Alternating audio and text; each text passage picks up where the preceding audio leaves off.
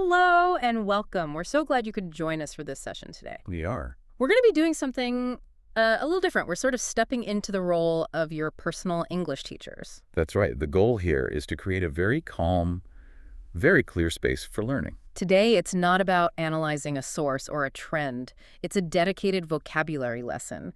We're going to guide you through 30 pretty essential English idioms and phrasal verbs. Yes. So our advice is to just relax. You don't need to take notes unless you want to. Just listen carefully as we break down every single item step by step. And we really mean every item. We have 30 on our list. For each one, we are going to explore its meaning, give you 3 really clear examples, and then we'll get into the nuts and bolts. The word family, synonyms, any prepositions you need to watch out for, collocations, so how words are used together, and finally, the opposite meaning. It's a complete deep dive into the language, so let's just jump right in. Let's begin with our very first item. Roll up one's sleeves. Ah, classic. Roll up one's sleeves. Let's start with the literal meaning, the physical action. Okay. So imagine you're wearing a shirt with long sleeves, maybe a nice button-down shirt, and you're about to do something methy, like, I don't know, wash the dishes or work in the garden. Right, you don't want to get your cuffs dirty. Exactly. So what do? You fold the cloth up your arm. You literally roll up your sleeves. Okay, that's the physical action. But I feel like I hear this used all the time when no one is touching their shirt. That's because the metaphorical meaning is much more common. Metaphorically, it means to prepare to do hard work. So it's a signal. It's a signal. It signifies a change in your mindset. You're moving from a state of, say, discussion or relaxation into a state of action. Yeah. Shows you're ready to tackle something difficult. I really like that image. It's like you're saying, all right, the talking is done, time to work. Precisely.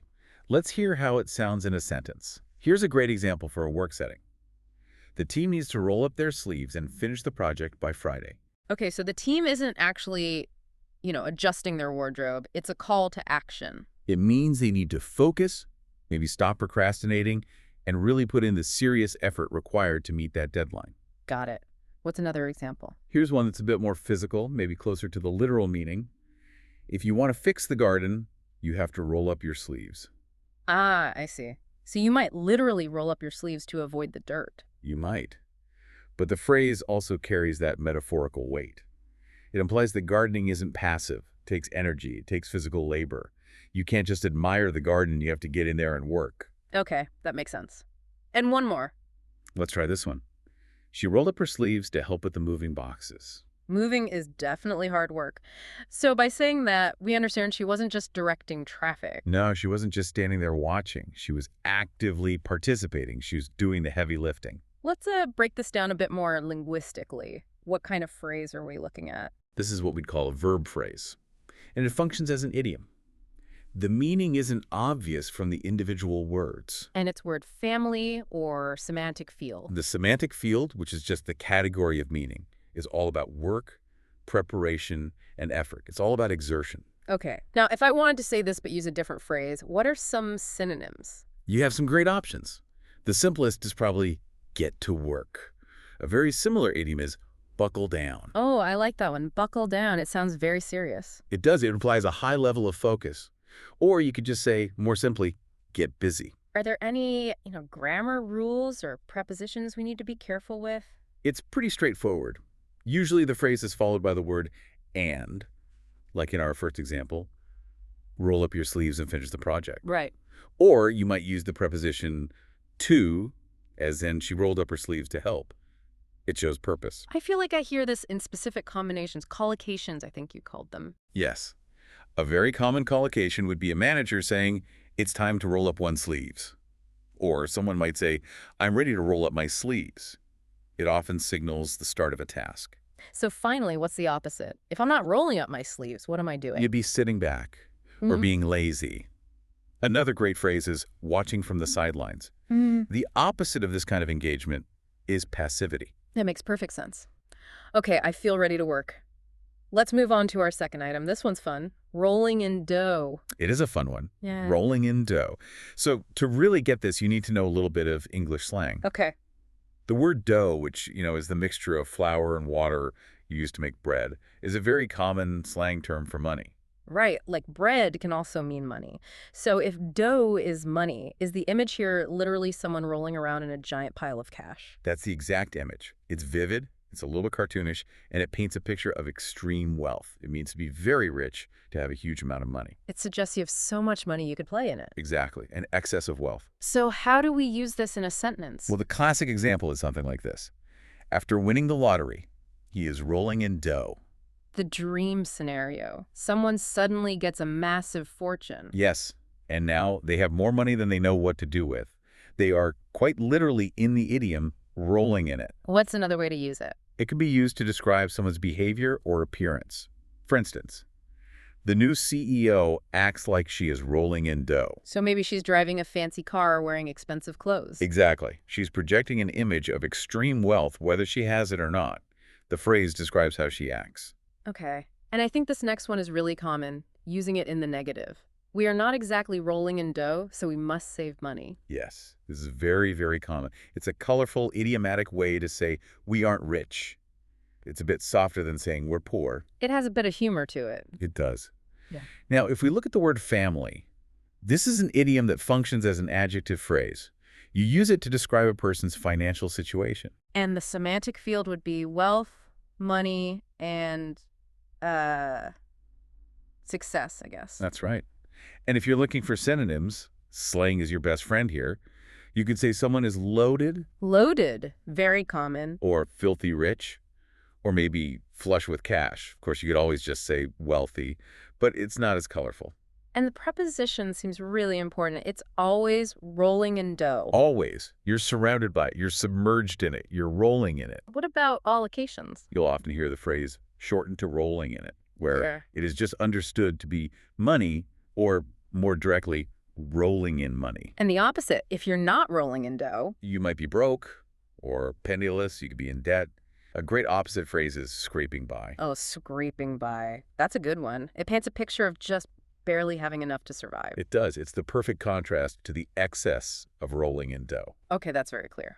Let's move on to item number 3, round up. Round up. Yeah. Now this one, okay, let's start with the first one. I think it's the one I associate with people or animals. Right. The first meaning is to gather people, animals, or things together into one group. The classic image is a cowboy on a horse. Right. He rides around a scattered herd of cattle to bring them all together. He is rounding them up. So bringing order to chaos, in a way. And the second meaning, is that the mathematical one? That's the one. In math, to round up means to increase a number to the nearest convenient whole number or figure. Let's get some examples for both to make it clear. First, the gathering meaning. Please round up the students for the assembly. Okay, so the students are all over the school, maybe in the library or the playground, and you need to go find them and bring them all to the auditorium. You're gathering them, exactly. And the second example, for the cowboy image. The cowboy rounded up the cattle. This is probably the origin of the phrase for many people. It's about control and organization. And now the math example. Let's say a bill comes to $19.75. You might say, let's round up the total to $20. So you just increase it to the next easy number. Yeah. 1975 becomes 20. You've got it. So this is a phrasal verb, and its semantic field is pretty broad then. It covers gathering, mathematics, and organization. It does. And if you're looking for synonyms for that first meaning, the gathering one, you could use gather, collect, assemble, or even marshal. Marshal sounds a bit more formal, more official. It is. You marshal troops, for example. Yeah. The key part of this phrasal verb is the preposition up. You don't just round the students. You round up the students. Correct. And for collocations, you'll hear things like round up the team, or the very famous movie quote, round up the usual suspects. Ah, from Casablanca. The very one. Or in a business context, let's round up the figures. And what would the opposite be? For the gathering meaning, the opposite is to scatter or disperse, to break the group apart. For the math meaning, the opposite is simply to round down, taking that in 1975 and calling it 19, for example. Though people rarely round down when it comes to bills. Very true. All right, that's super clear. Let's move to item number 4, rule of thumb. Rule of thumb. This is a great noun phrase that acts as an idiom. It refers to a general principle or a broad guideline. So it's not a strict scientific law. Not at all. It's not based on precise measurement. It's a practical guide that's based on experience. a useful shortcut. The technical term is a heuristic, right? A mental shortcut. Exactly. It's something that's good enough for practical purposes. Let's hear some examples. Okay, example 1. A good rule of thumb is to drink 8 glasses of water a day. Now, obviously, not every single person on Earth needs exactly 8 glasses. It depends on your size, your activity level. Right. But it's a safe general guide for staying healthy. It's a good starting point. It's a rule of thumb. Okay, another one. How about some gardening advice? As a rule of thumb, plant seeds about twice as deep as they are wide. So you're not getting out a tiny ruler and measuring in millimeters. No, of course not. You just look at the seed and you estimate. It's practical advice that works most of the time. And a third one. This one's more personal. My rule of thumb for cooking pasta is to start tasting it after about 8 minutes. So that's not from a cookbook necessarily. It's just your personal method that you've learned from experience works for you. That's the essence of it. So the semantic field here would be something like guidelines, advice, and estimation. Perfect. Synonyms would include guideline, general rule, rough estimate, or, as you said, heuristic. And the preposition seems fixed here. It's always a rule of thumb. Always. You can't change that. And common collocations are things like, as a general rule of thumb, or if you follow this rule of thumb. So what's the opposite of a rule of thumb? Well, the opposite of a rough guideline would be a precise calculation, a strict law, or an exact measurement. Got it. Okay, moving on. Item number 5 is run around. Run around, a very common phrasal verb. It means to be extremely busy, usually doing a lot of small tasks in many different places. It has a feeling of chaotic movement. It does. It's not just running in a straight line from point A to point B. The around part suggests that the movement is maybe a bit frantic, not very linear. Okay, example 1. I have been running around all day doing errands. So this person probably went to the bank, then the post office, then the grocery store, then to pick up the kids. Exactly. They've been all over town, and they're probably feeling a bit tired and frazzled. Makes sense. How about another example? It can also be used for children playing. The kids love to run around in the park. So that implies they're not just sitting on the swings, they're chasing each other, playing tag, burning off all that energy. That's it. And a third example, which you might hear a parent say, stop running around and sit down for a minute. That's a request for stillness, for a moment of calm in the chaos. It is. So the semantic field here is activity, busyness, and movement. And synonyms. You could say rush about, hustle, or dash around. They all capture that sense of busy movement. The preposition around is really the key here. It is. It defines the nature of the movement. And there's a very famous idiom that extends this idea, collocation. Which is? Running around like a chicken with its head cut off. That is a very graphic image. It is, but it's very effective. It means moving frantically with no clear purpose or direction. You also just hear the simpler run around town. And the opposite of all this frantic movement would be to sit still, to relax, or to stay put. Okay, great. Let's look at number 6. Save the day. A very heroic phrase. To save the day means to solve a major problem or produce a good result when a very bad result was expected. It's often used for something that happens at the last minute, right? Yes, very often. It has a sense of drama and relief. It can make an ordinary person seem like a superhero for a moment. Example 1 from sports. The goalkeeper saved the day with a last-minute block. So the other team was just about to score the winning goal, which would have been a disaster for his team, but he prevented it. He saved the match. He saved the day. Okay, how about an office example? We lost the presentation file, but John saved the day by having a backup copy. You can just imagine the panic in that room, and John is the hero because he had the solution ready to go. Exactly. He prevented a catastrophe. And the most classic example, Superman arrived to save the day. That's the literal origin of the feeling, from comic books and movies. So this is a verb phrase, an idiom. The semantic field would be rescue, success, and relief. Correct. For synonyms, you could use rescue the situation, bail someone out, or come to the rescue. Any prepositions to watch for? Not really.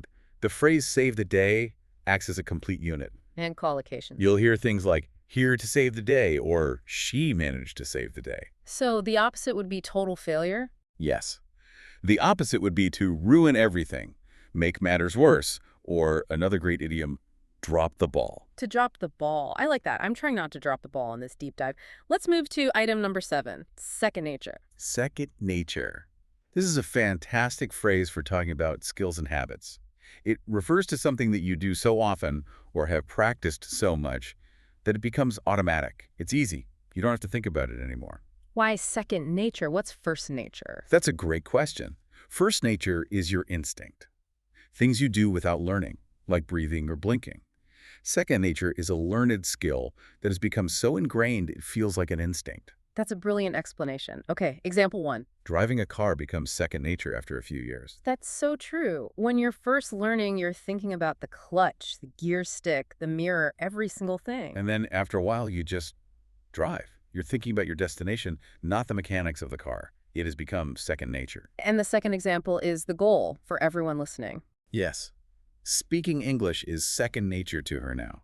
Meaning she's not translating in her head from her native language anymore. The words just come out automatically. That's the point of fluency, where it becomes effortless. And a more modern, maybe less positive example. Checking my phone has become second nature. I think we can all relate to that. You just pull it out in your pocket without even consciously deciding to do it. It's an automatic, learned habit. It is. So this functions as a noun phrase, though it often acts like an adjective describing a skill. The semantic field is habit, skill, and ease. And for synonyms. Words like automatic, instinctive, or habitual work well. You can even say the skill has become innate. Now, there's a key preposition here, isn't there? We say something is second nature to someone. Yes, that's almost always how it's used. It's second nature to me. And the most common collocation is simply become second nature. Things aren't born that way. They become that way. So the opposite is something that feels awkward or new. Exactly. Something that is unfamiliar, alien, difficult, or forced. Think about trying to write with your non-dominant hand. That is definitely not second nature. Not at all. Okay, item number 8 sounds delicious. Sell like hotcakes. So like hotcakes. This is a simile. A simile is a comparison using like or as. And hotcakes are basically pancakes, right? American-style pancakes. Now, picture a big family breakfast. A plate of fresh, steaming hotcakes comes to the table. What happens? Everyone grabs one immediately, they disappear in seconds. Exactly, before they can get cold. That's the image. So if a product is selling like hotcakes, it means it's being sold very, very quickly and in huge quantities. Because everyone wants it right now. The demand is incredibly high. Let's hear an example. The new iPhone is selling like hotcakes. We've all seen the pictures, lines around the block at the Apple store. They sell out on the first day. That's the perfect illustration. Another one, those concert tickets sold like hotcakes. Right. They go on sale at 9 a.m., and by 9:05, they're all gone. They disappeared. And a more seasonal example. In the winter, warm coats sell like hotcakes. Because the demand is driven by the cold weather, so sales are incredibly fast. Right. So as we said, it's an idiom and a simile. The semantic field is commerce, popularity, and speed. If I wanted a synonym, what could I use? A great visual one is fly off the shelves. You can picture the items literally flying away because they're being bought so fast. I like that one. Or you could say sell out quickly, or do a roaring trade. And the preposition like is essential because it's a simile. It is. Common collocations are selling like hotcakes, or sometimes going like hotcakes. And the opposite would imply something is very unpopular. Exactly. An item that doesn't sell would sit on the shelf, or gather dust, or you just say it sells poorly. Okay, that's great. Item number 9, set eyes on. To set eyes on something or someone, this is a more dramatic way of saying to see. It sounds a bit more formal or maybe even romantic. It can be. It's often used when you see something for the very first time, or when seeing something has a significant impact on you. It implies a real moment of discovery. Okay, let's hear it in action. Example 1. The moment he set eyes on the house, he knew he wanted to buy it. So it wasn't just that he saw it. The visual impact was immediate. Love at first sight, but for a house. That's a perfect way to put it. Here's another. I have never set eyes on that man before in my life. This gives it a lot of emphasis. You're saying he is a complete and total stranger. It's much stronger than just saying, I've never seen that man. Yeah. And a third example, she hasn't set eyes on her brother in 10 years. So this really highlights the long, painful duration of their separation. Yes, so this is a verb phrase, an idiom. The semantic field is vision, discovery, and encounter. What about synonyms? A very close synonym is lay eyes on. You could also say spot or catch sight of, or the more literary, behold. And we definitely need the preposition on. You set eyes on something. Yes, that's fixed. Common collocations are often about the first time or never. The first time I set eyes on, or I've never set eyes on. And the opposite. The opposite would be to overlook it, to miss it, or to be blind to it. Okay. Item number 10 is about getting to the truth. Set the record straight. Yes. This is all about truth and correction. To set the record straight means to correct a misunderstanding or a false story. You're telling the real truth about a situation that has been misunderstood by others. The metaphor seems to be about, like, an official document, a historical record. That's exactly it. Imagine there's a book with a factual error in it. You are taking a pen, crossing out the mistake, and writing in the correct information. You are setting the record straight. Example 1, please. The newspaper article was full of errors, so the actor gave an interview to set the record straight. So there was a rumor or some false information out there, and he wanted to publicly correct it and state the facts. Precisely. To kill the rumor, here's a more personal one. I need to set the record straight. I was not the one who ate the last cookie. A very serious crime in any household, but it's the same principle. Defending yourself against a false accusation. It is. And a third example, which is a great way to begin a difficult conversation. Let's set the record straight about what really happened yesterday. So you're signaling that there's been some confusion and you want to clarify everything. That's it. So the semantic field is truth, correction, and communication. Synonyms would be things like clarify, clear up, correct, or put right. All good choices. And there are no tricky prepositions within the phrase itself. And collocations. You'll often hear it introduced with, just to set the record straight, or, I think it's time to set the record straight. So the opposite must involve deception or confusion. Absolutely. The opposite is to mislead, confuse the issue, lie, or another great idiom, muddy the waters. Muddy the waters. I like that. It's the exact opposite of clarifying. It is. All right, let's move to item 11. Shake in one's shoes. This one describes a very strong emotion. Yeah. Fear. To shake in one's shoes means you are extremely afraid or nervous. The image is very clear. You're so scared that your whole body is trembling right down to your feet inside your shoes. It's that powerful physical sensation of terror or extreme anxiety. So, example number 1. When the boss started yelling, the employee was shaking in his shoes. So he wasn't just a little worried, he was genuinely terrified of what was going to happen. Exactly. Here's another common use. I was shaking in my shoes before I had to give the big speech. So this describes stage fright, that intense nervousness before a public performance. Yes. And a third one. That horror movie was so scary it had us shaking in our shoes. In this case, the fear is for entertainment, but the physical reaction described by the idiom is the same. Right. So this is an idiom. The semantic field is fear, nervousness, and body language. And for synonyms, You could say tremble with fear, quake, or you could use powerful adjectives like terrified or petrified. and the preposition is in. You're shaking in your shoes, or you might hear in your boots. That's right. A common collocation is a phrase like, the experience left me shaking in my shoes. So the opposite would be a state of calm and confidence. Precisely. The opposite is being confident, calm, bold, or fearless. You are steady, not shaking. Perfect. Item 12, sharp as a tack. Another simile. A tack, in this case, is a thumbtack. That little pin with a flat head you use to stick paper to a corkboard. And the point is very, very sharp. So if a person is sharp as a tack, their mind is sharp. Exactly. It means they are extremely intelligent, quick-witted, and mentally alert. Their mind can pierce through a problem, just like a tack pierces through paper. That's a great way to think about it. Let's hear an example. This is a very common and kind compliment for an older person. Even at 90 years old, my grandmother is sharp as a tack. It means her mind is still very clear and active, that she hasn't slowed down mentally with age. That's it. Another example. The new student is sharp as a tack and learns everything instantly. So they grasp new ideas and concepts immediately. Right. And a third one. You have to be sharp as a tack to solve this kind of puzzle. Meaning it requires a high level of mental agility and intelligence. Exactly. So this is an adjective phrase. The semantic field is intelligence and mental state. Synonyms are pretty straightforward here. Smart, bright, clever. Quick-witted, astute, all great synonyms. And as it's a simile, we use the word as. Sharp as a tack. Always. A common collocation is, her mind is sharp as a tack. And the opposite of sharp is dull. Yes, so the opposite would be dull, slow-witted, dense, or maybe oblivious. Okay, that's very clear. Let's look at number 13. Shell out. Shell out. This is an informal phrasal verb. It means to pay money for something, but there's a bit more to it than that. What's the extra feeling? It usually implies that you're paying a large amount of money, and often you're doing it unwillingly or reluctantly.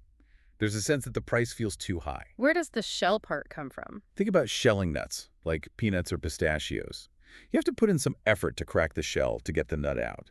The idiom suggests it takes a similar kind of effort to get the money out of your wallet. Huh, I like that. So an example. I had to shell out $500 for car repairs. Nobody is ever happy about paying for car repairs. It's a necessary but painful expense. You have to shell it out. Exactly. Here's another. They shelled out a fortune for those front row concert tickets. So even though they wanted the tickets, the price was painfully high. Right. And here it is as a piece of advice.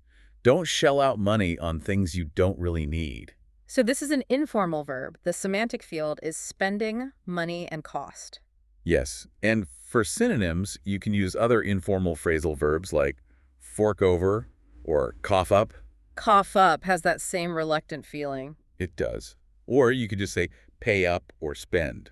The phrasal verb requires the word out, and it's usually followed by for. You shell out money for something. And collocations. You'll hear shell out big bucks or shell out a lot of money. So the opposite is not spending money. Correct. The opposite is to save, hoard, receive, or earn money. Got it.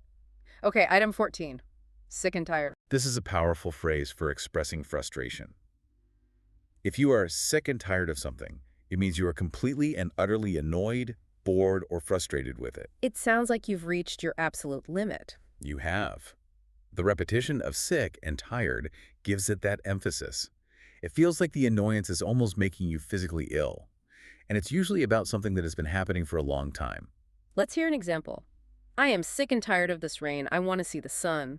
The rain has gone on for days and days, and the speaker's patience has run out completely. Another one. She is sick and tired of his excuses. This implies she has heard the same excuses over and over again, and she no longer believes them or has any tolerance for them. And as a question, are you sick and tired of being stuck in traffic every day? This is asking if your daily commute has pushed you to your breaking point. So this functions as an adjective phrase. The semantic field is all about negative emotions. Emotion, annoyance, and boredom. That's right. Strong synonyms would be fed up with, or had it with, or exhausted by. And the preposition of is absolutely essential here. You're sick and tired of something. Always. Common collocations are about recurring situations. Sick and tired of waiting, sick and tired of hearing, sick and tired of arguing. So the opposite would be a positive feeling. Right. To be enthusiastic about, happy with, or to be enjoying something. You're not tired of it. You want more of it. Makes sense. Let's move on to number 15. Sit tight. Sit tight. This is an idiom that's often used as a command or a piece of friendly advice. It means to wait patiently and take no action. Does it literally mean I have to clench my muscles and sit rigidly? No, not at all. It means to hold your position firmly, don't go anywhere, don't do anything, just wait. Okay. Example 1. This is what you might hear in a doctor's waiting room. Just sit tight, the doctor will see you shortly. It's a polite way of saying stay in your chair and wait. Exactly. Yeah. Here's one from the world of finance. We need to sit tight and wait for the stock market to improve. So the advice to investors is, don't panic and sell your stocks. Just hold on. Wait. Yes. And a third one, don't leave the room, just sit tight until I get back. A clear instruction to stay exactly where you are. Right. So the semantic field here is patience, waiting, and inaction. Synonyms would be phrases like hold on, wait, stay put. Or hang tight. That's another very common informal one. There are no internal prepositions in the phrase itself. No. And a very common collocation is just to put the two ideas together. Sit tight and wait. And the opposite is action. Yes. The opposite is to act now, move, leave, or to panic. Sit tight implies a state of calm waiting. Panicking is the direct opposite. Okay. Now, item 16 seems related but different. Sitting pretty. It does. If sitting tight is about waiting through uncertainty, sitting pretty is about being in a state of success and security. So if you're sitting pretty, you're in a very fortunate or advantageous position. Exactly. You're comfortable, you're secure, and you don't have to worry. It's often used in a financial context. Example 1 from business. With that huge new contract, the company is sitting pretty for the next 5 years. Meaning their future is secure, they've made a great deal, and they can relax. Yes. How about a sports example? If we win this next game, we'll be sitting pretty for the finals. So winning this game puts them in a very strong, advantageous position for the next stage of the competition. You've got it. And a financial one. He sold his house at the peak of the market, so he's sitting pretty now. He made the maximum profit, so now he's financially comfortable and secure. Right. So the semantic field is success, advantage, and comfort. Synonyms would be well off, in a good position, comfortable, or advantaged. All good. No specific prepositions are required inside the phrase. You might hear the collocation sitting pretty financially to add emphasis. And the opposite. If you're not sitting pretty, You're in trouble. yeah. Or you could use another idiom, up a creek. Or you're in a tight spot or struggling. In a tight spot feels like a perfect opposite. It is. All right, number 17, slack off. Slack off. This is definitely a negative phrasal verb. To slack off means to work with less energy and effort than is usual or required. It basically means to be lazy. To be lazy, to neglect your duties. The image comes from a rope. A slack rope is loose, it's not taut. If you're slacking off, you're not keeping that tension and focus in your work. That's a great way to remember it. So a warning, if you slack off, you might lose your job. A very clear consequence for laziness. Here's a very common scenario. It's Friday afternoon, and everyone in the office is starting to slack off. The weekend is close, energy is low, and people are working slower, maybe browsing the internet. That's the idea. And, as advice, don't slack off on your studies just because your exams are over. So maintain your effort, keep learning. Right. The semantic field here is work, laziness, and a lack of effort. Synonyms could be loaf or goof off. Yes, or idle. You could say take it easy, but that can sometimes be positive, like advice to relax. Slack off is always negative. And the word off is essential. It is. Collocations include slack off at work or slack off on your homework. And the opposite is what we talked about at the beginning. It is. The opposite is to work hard, hustle, apply oneself, or to buckle down. It brings us full circle. It does. Okay, item 18 is an interesting one. Small fortune. This is a great example of irony in English. A small fortune actually means a very large amount of money. So it's the opposite of what it sounds like. If I say something costs a small fortune, I mean it was extremely expensive. Exactly. It's a form of understatement that we use for emphasis. You're saying it cost a fortune, but adding the word small makes it sound a bit more conversational and ironically highlights just how big the fortune was. Okay, example 1. This designer handbag cost a small fortune. Meaning it was a very, very expensive handbag. Example 2. Renovating their kitchen is going to cost a small fortune. Home renovation is never cheap. It will be a major expense. And example 3. He spent a small fortune on his collection of vintage cars. He spent a massive amount of money, so this is a noun phrase. The semantic field is money, cost, and value. And for synonyms, you'd use other idioms for expensive. Right. You could say it cost a pretty penny, or an arm and a leg, or a bundle, or more simply, a lot of money. An arm and a leg is another fantastic, very visual idiom. It is. Common collocations are cost a small fortune, worth a small fortune, or spend a small fortune. So the opposite would be things that mean cheap. Yes. The opposite would be peanuts, pocket change, a bargain, or just cheap. To say it cost peanuts means it was very inexpensive. Okay, number 19, sold out. Sold out. This is a phrase you see on signs everywhere. In its most common meaning, it means that all of the available items have been sold and there are none left. It has another meaning too, though, right? About betraying your values. It does. You can say a musician sold out if they change their style just to become more commercial and make money. But for today, let's stick to the main retail meaning, which is all about availability. Sounds good. Example 1. I wanted to go to the concert, but it is sold out. There are no tickets left. It's impossible to go. Example 2. The grocery store is sold out of milk. The shelf where the milk should be is empty. And example 3. We sold out of the new product in the first hour. This suggests huge success for the seller, but probably a lot of frustration for the buyers who missed out. It does. So this can act as a phrasal verb or as an adjective. The semantic field is commerce and availability. Synonyms are out of stock, unavailable, or simply all gone. All correct. And we use the preposition of when we're naming the specific item that is gone. The store is sold out of bread. What about collocations? You'll often hear completely sold out for emphasis, or you'll talk about a sold-out show or a sold-out concert. And the opposite is straightforward. Yes, in stock, available, or plentiful. Great. Item 20, spending money. Spending money. This noun phrase refers to a very specific type of money. It's the cash you have available for small daily expenses or for non-essential items. So this is not the money you use to pay your rent or your electricity bill? No, this is your fun money. The money you use for a cup of coffee, a movie ticket, a magazine, or a souvenir. It's your disposable income. Okay, so example 1. I gave the children some spending money for their school field trip. The parents paid for the main cost of the trip, but this extra cash is for the kids to buy themselves a snack or a small toy. Example 2. Do you have enough spending money for your vacation? You've already paid for the flights and the hotel, but this is asking about the cash you'll need for meals, shopping, and activities. And example 3. I'm saving my spending money to buy a new video game. So this person is putting aside their extra, non-essential cash to save up for a specific fun purchase. That's it. The semantic field is money and budgeting.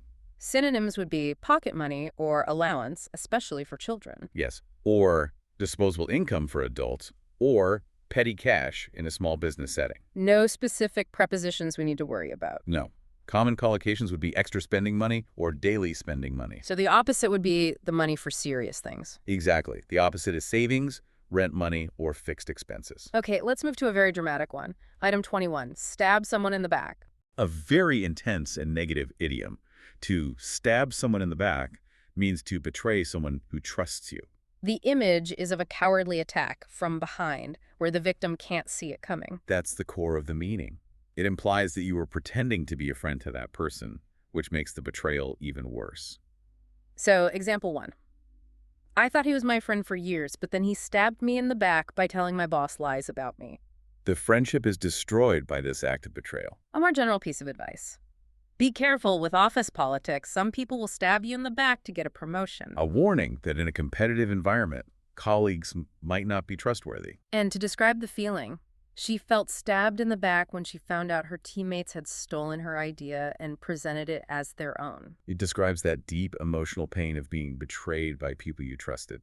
So the semantic field is betrayal, conflict, and trust, or the breaking of trust. Yes. Synonyms are betray, double-cross, or turn on someone. And the preposition is in. You stab them in the back. Right. And a person who does this is called a backstabber. That's a very common noun form. So the opposite is loyalty. Exactly.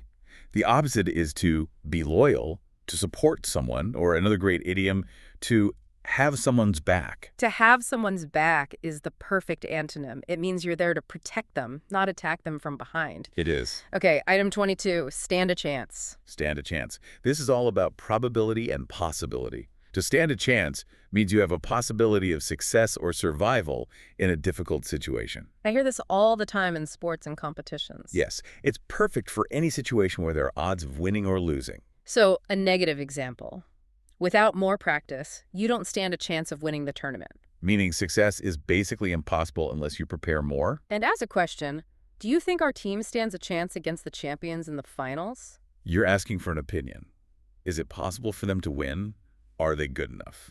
And a more definitive statement. He doesn't stand a chance against the current champion. This implies the champion is so much stronger that the challenger has zero hope of winning. So the semantic field is probability, success, and competition. Yes. For synonyms, you could say have a shot, have a hope, or be in the running. And what about prepositions?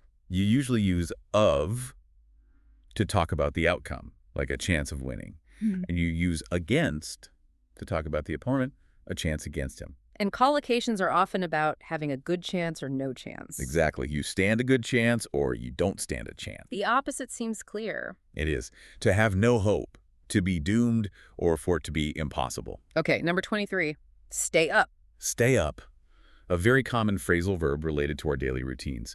To stay up simply means to remain awake and not go to bed at your usual time. It usually implies a conscious choice, doesn't it? It often does. You are either forcing yourself to stay awake for a reason, or maybe you're just having too much fun to want to go to sleep. So, example 1. I usually let the kids stay up late on New Year's Eve. It's a special occasion, so the normal bedtime rules are temporarily suspended. Example 2.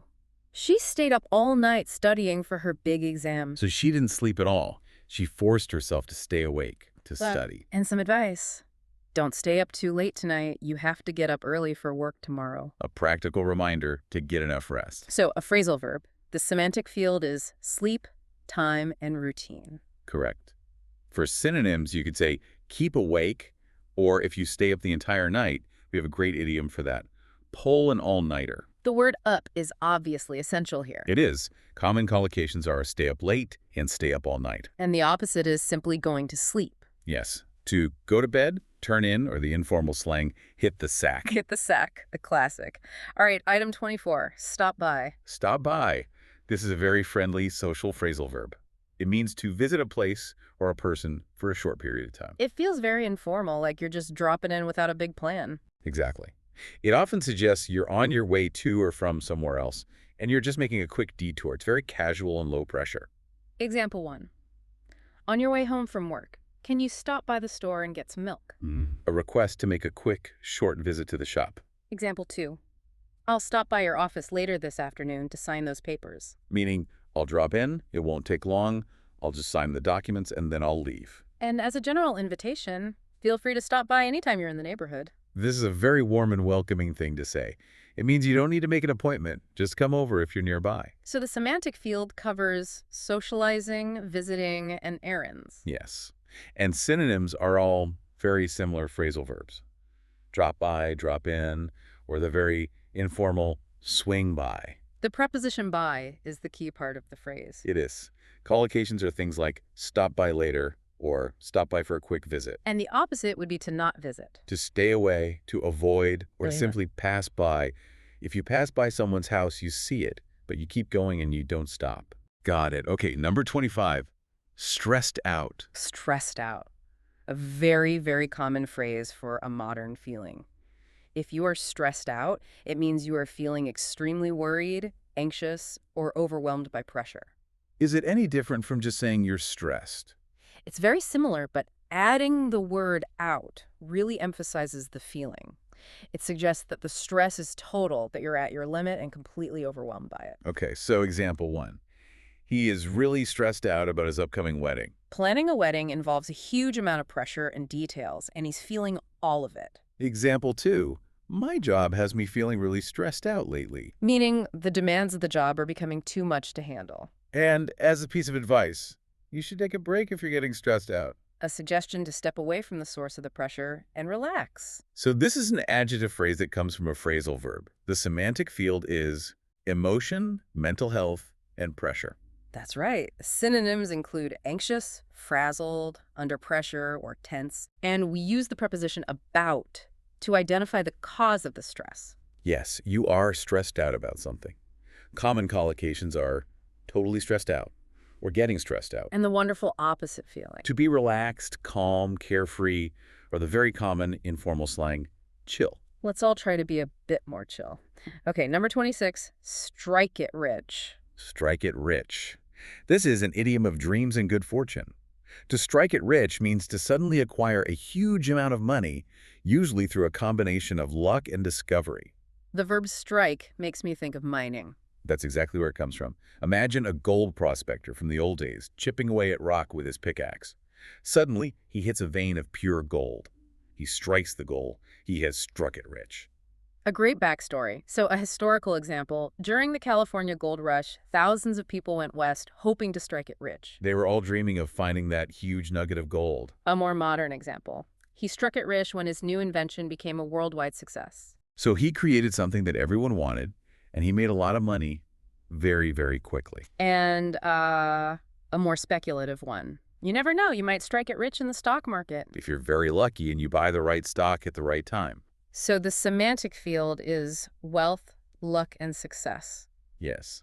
For synonyms, you could say hit the jackpot, make a fortune, or get rich quick. And no specific prepositions to worry about? No. Yeah. A very common collocation is just expressing the desire, hoping to strike it rich. And the opposite describes financial disaster. It does. The opposite is to go bust, lose everything, or to remain poor. Okay, item 27 is actually a group of 3 phrases. Yes, we have sure thing, for sure, and count it done. All of these are used to express very strong agreement or to confirm, with confidence, that a task will be completed. So they're all just stronger, more confident ways of saying yes. Exactly. They communicate reliability and enthusiasm.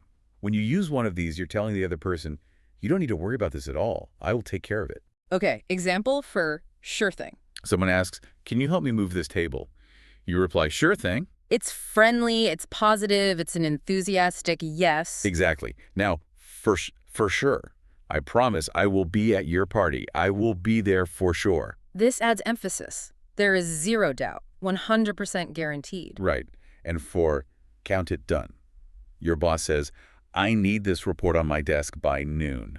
You say, count it done. That is extremely confident. It's like you're saying, consider it already finished. I got it. So these are idioms that function as interjections or responses. The semantic field is agreement, affirmation, and reliability.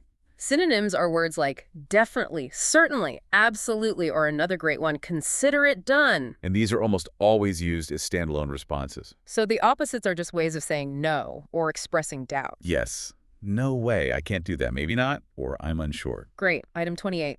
Sweep something under the rug. This is a wonderfully visual idiom about hiding problems. Imagine you've just swept your floor and there's a pile of dust and dirt. But instead of getting a dustpan and throwing it away... You just lift up the corner of the rug and sweep the dirt underneath it. Exactly. From the outside, the room looks clean. But you know that the dirt is still there, hidden. So to sweep something under the rug means to hide a problem or a secret, hoping that no one will find out about it instead of dealing with it openly. It's all about avoidance and deception. Example 1. The company tried to sweep the scandal under the rug, but a journalist discovered the truth. They tried to hide their bad news from the public. Example 2. You can't just sweep your mistakes under the rug. You have to admit them and learn from them. This is advice to face your problems, not hide them. And a relationship example. They had a huge argument, but then they just swept it under the rug and pretended everything is normal. They're avoiding the real issue. The problem hasn't gone away. It's just hidden, and it will probably cause more trouble later. So the semantic field is deception, secrecy, and avoidance. Synonyms would be cover up, hide, suppress, or ignore. The preposition under is, of course, absolutely key to the visual metaphor. You sweep it under the rug. And collocations. Sweep it under the rug, or sweep the dirt under the rug. Yeah. And the opposite is to do what you're supposed to do. To bring it to light, expose it, address it openly, or confront the problem. Okay, we're almost there. Item 29. Sweet tooth. Sweet tooth.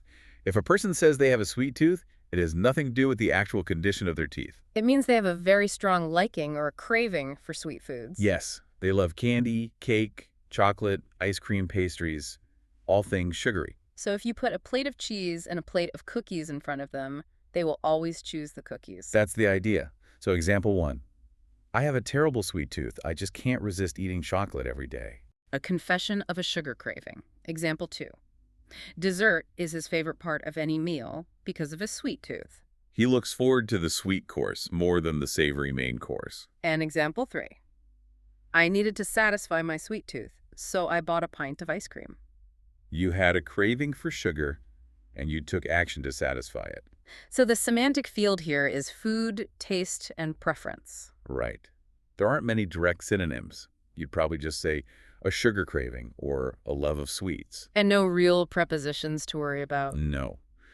The common collocations are to have a sweet tooth or to satisfy a sweet tooth. And the opposite isn't really a specific phrase, is it?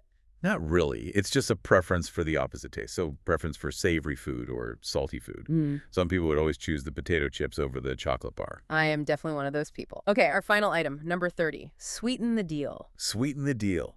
This is a fantastic idiom from the world of negotiation and business. To sweeten the deal means to make an offer more attractive by adding something extra to it. Just like adding sugar or honey makes food taste sweeter and better, adding a bonus makes an offer better. That's the perfect analogy. You're adding something to persuade the other person to agree, to say yes to your offer. So example 1. He wasn't sure about the job offer, so the company offered a higher salary to sweeten the deal. The initial offer was just okay. The extra money made it much more attractive. A classic car salesman example. If you agree to buy the car today, I'll sweeten the deal by throwing in a set of new tires for free. The salesman is adding a bonus, an extra incentive, to get you to make the decision right now. And a final one. He wasn't interested in selling his company at first until the buyer sweetened the deal with a large amount of stock in their own company. The original cash offer wasn't enough, but the improved offer, the sweeter deal, was enough to convince him. So the semantic field is negotiation, business, and persuasion. And for synonyms, You could say, make the offer more attractive, improve the offer, or add a bonus. there are no specific prepositions to note here. No. A very common variation, which means the same thing, is sweeten the pot, which comes from the card game poker. But sweeten the deal is more common in general conversation. And the opposite would be to make a worse offer. Exactly, to lowball someone, to make a worse offer, or to rescind benefits, to take away something that was previously offered. And with that, that's the end of our list. 30 items covered in detail. We have covered 30 essential English idioms and phrasal verbs today. We really hope this detailed, step-by-step breakdown has helped you understand not just the basic meaning, but the feeling and the proper usage of all these phrases. Our biggest piece of advice now is to try and practice them.